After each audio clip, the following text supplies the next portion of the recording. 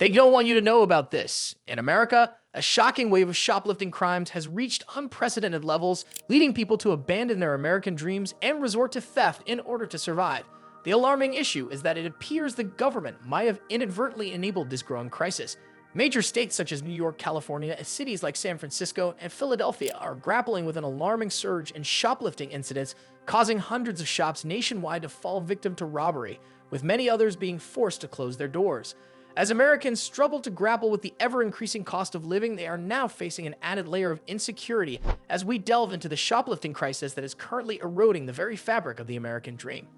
There is no denying that shoplifting has evolved into a significant problem across the United States. Shockingly, statistics reveal that approximately 9% of Americans have resorted to shoplifting, and issue has snowballed into a staggering $100 billion nightmare.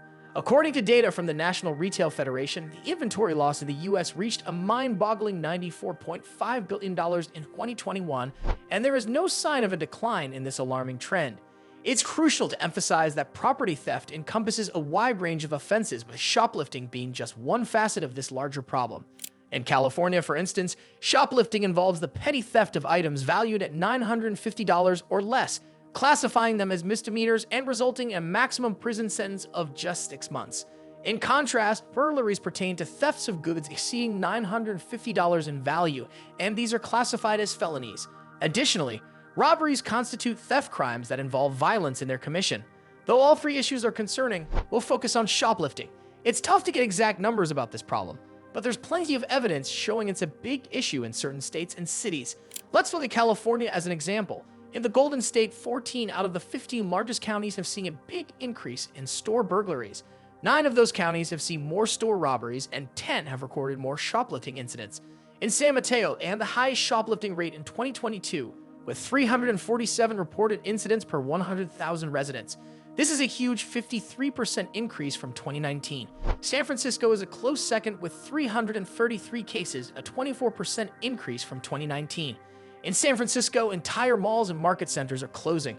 Big stores like the AT&T flagship store and the Westfield Mega Mall have closed. Nearly 90% of the Embarcadero Center is shut down. Many shops are closing, and the ones that are open often need police nearby for protection.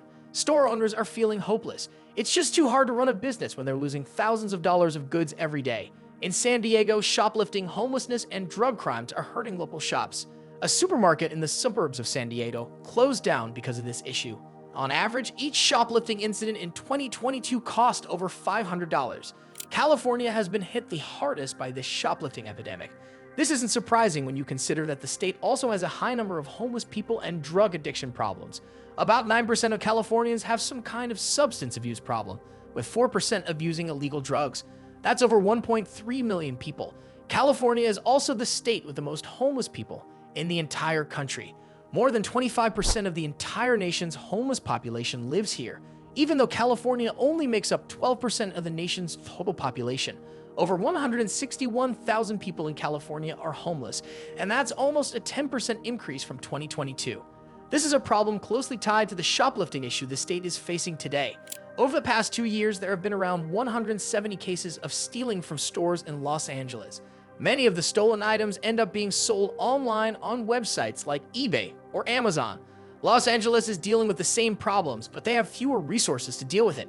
There is talk of creating a special team that focuses on finding and stopping these theft groups. eBay is working with the local police to identify and flag stolen items for sale on a platform.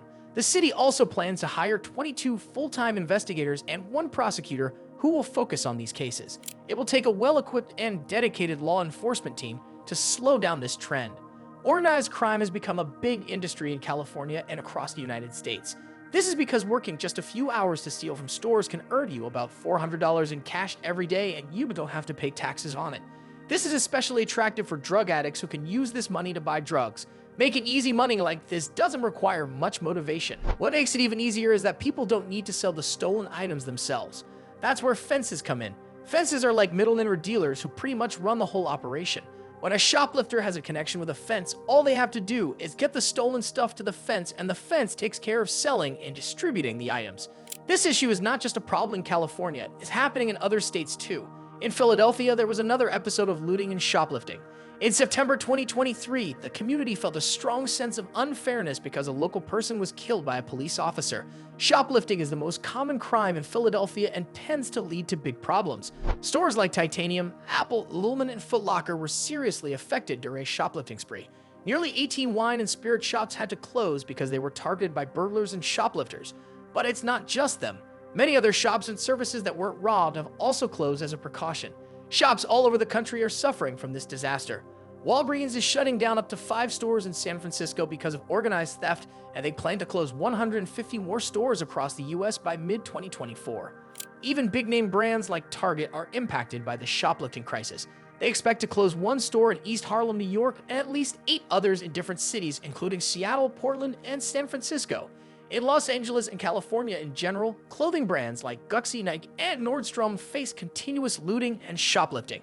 In Seattle, the shoplifting limit is $750, which is lower than in California, but the state still deals with a significant shoplifting problem.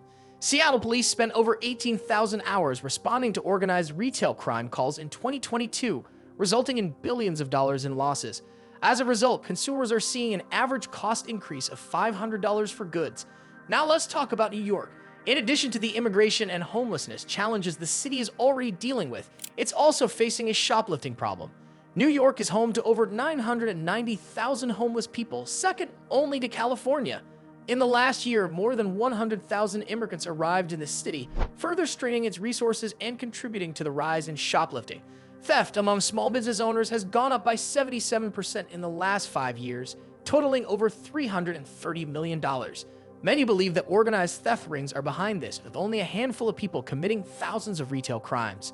There are several things to be concerned about. The government can help by implementing better policies and providing more rights and protection to store owners. Shoplifting incidents don't just hurt the shops, they also impact low-income consumers and the economy as a whole. On average, only 1 out of 48 shoplifters gets caught, and about 9% of the entire population has shoplifted at least once. There are around 27 million shoplifters in the US, which is a significant problem. If something isn't done about it, it could seriously damage the American dream.